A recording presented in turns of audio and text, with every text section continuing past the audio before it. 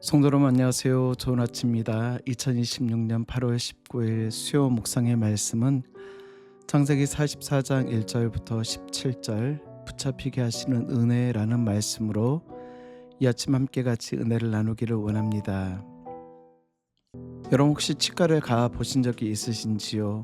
치과 의사는요 때때로 아픈 이를 찾기 위해 이를 하나씩 두드립니다.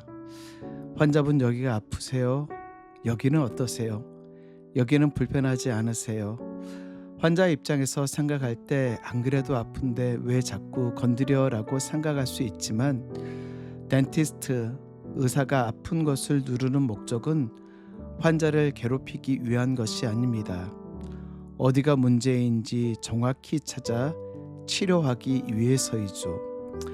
우리 인생에도 하나님께서 자꾸 건드리시는 부분이 있습니다. 돈의 문제를 통해, 관계의 문제를 통해, 환경의 문제를 통해, 자녀의 문제를 통해, 실패를 통해 그 순간마다 우리는 이렇게 말하죠. 하나님, 왜 또 이것을 건드리십니까? 하나님, 왜 또 이것을 들추어내신 이유가 무엇입니까? 그런데 하나님은 우리를 아프게 하기 위한 것이 아니라 아직 치료되지 않는 것을 고치시려는 하나님의 은혜의 방편, 회복시키기 위한 드러냄이라는 사실입니다. 오늘 본문의 말씀이 그렇습니다. 어제 말씀 창세기 43장은 이렇게 끝이 납니다. 그들이 마시며 요셉과 함께 즐거워하였더라. 이제 모든 문제가 해결된 것 같습니다. 형제들은 아마 이렇게 생각했겠죠. 이제 집으로 돌아가면 되겠다. 이제 집으로 돌아가자. 그런데 다음날 전혀 예상치 못한 사건이 벌어집니다. 오늘 1절과 2절 말씀을 보면 요셉이 자신의 은잔을 베냐민의 자루에 몰래 넣게 한 것이죠.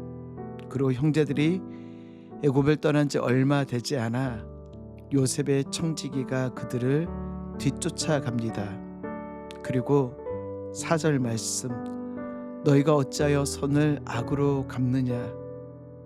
너희가 어찌하여 선을 악으로 갚느냐? 아마 요셉의 형제들은 너무나 억울했을 것입니다. 자루를 하나하나 열어볼 때마다 마침내 베냐민의 자루에서 은잔이 발견되어졌을 때 형제들은 옷을 찢고 다시 애굽으로 돌아갑니다. 그렇다라고 하면 요셉은 왜 이런 일을 했을까요? 요셉은 왜 은잔을 베냐민의 곡식 자루 가운데 넣어두고 형제들에게 그런 일을 행한 일이 무엇일까요? 베냐민을 공경에 빠뜨리기 위해서요? 형제들을 괴롭히기 위해서요? 20년 전 나를 그렇게 괴롭혔지라고 하며 복수하기 위해서요? 그렇지 않습니다. 요셉은 형제들의 마음이 정말 변했는지를 확인하고 싶었던 것입니다. 20년 전 형제들은 요셉을 미워했습니다. 아버지가 요셉을 특별히 사랑했다라는 그 이유로 그를 시기하죠. 결국 요셉을 구덩이에 던지고 노예로 팔아버렸습니다. 오늘 요셉의 질문은 이런 것이죠. 너희가 여전히 예전과 같은 사람이냐? 너희가 여전히 예전과 같은 사람이냐? 변했느냐? 변하지 않았느냐? 베냐민 위기에 빠졌을 때 형제들은 어떻게 행동했습니까? 아마 20년 전이라고 하면 잘됐네. 아버지가 편애하던 아들이 또 없어졌군. 은잔이 베냐민에게서 나왔으니 베냐민만 남겨두고 우리는 가자. 그런데 오늘 이번에 형제들의 행동은 달랐습니다. 13절의 말씀을 보시면 그들이 옷을 찢고 각기 짐을 나귀에 싣고 송으로 돌아가니라. 누구도 베냐민을 버리지 않습니다. 모두가 함께 돌아갔습니다. 이것이 바로 변화라는 것이죠. 오늘 16절에 있는 말씀을 볼까요? 유다는 놀라운 말을 고백하고 있습니다.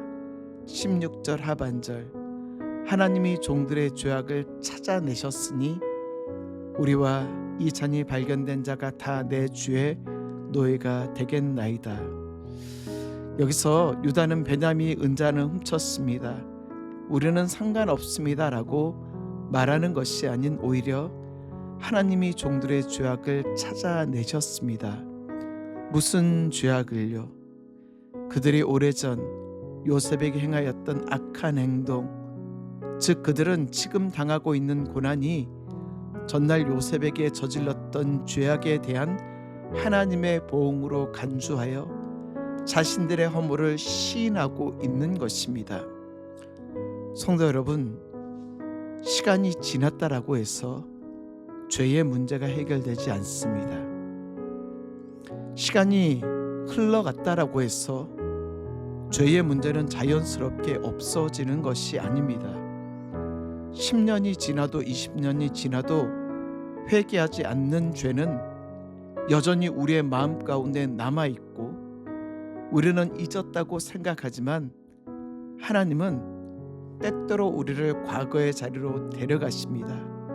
왜요? 우리를 정죄하기 위해서가 아니라 회개하고 자유롭게 하시기 위해서입니다. 성도 여러분, 자동차를 운전하다 보면 계기판에 경고등이 들어올 때가 있습니다. 운전하는 그 경고등이 싫습니다. 저 불만 꺼지면 좋겠다. 그러나 경고등 자체의 문제가 아니라 경고등 차 안에 있는 다른 문제가 있다라는 것을 알려주는 신호이죠. 만약 경고등이 보기 싫다고 전구를 빼버리거나 가려버리면 어떻게 될까요? 문제는 사라지는 것이 아닙니다. 오히려 더 큰 고장이 생길 수 있습니다.